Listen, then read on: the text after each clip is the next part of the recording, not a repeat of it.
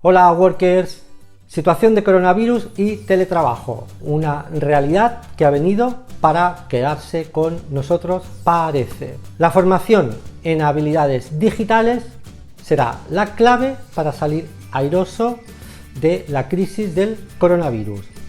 Quiere decir que debemos estar al día, o es muy importante estar al día en aspectos digitales, sobre todo para vosotros, los jóvenes, los pre-workers o los que os habéis incorporado al mercado laboral hace poco.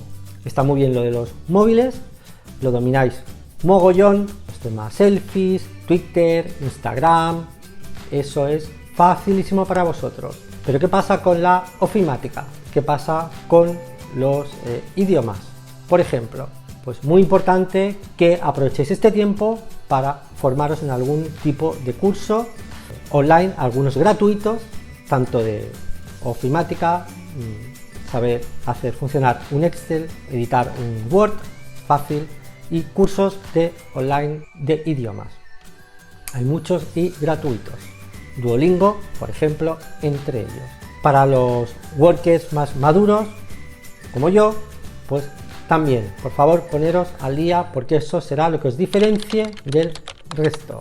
Y recordad que si esto no lo hacemos así, los selfies de hoy quizá serán el hambre de mañana. Amigos, seguimos.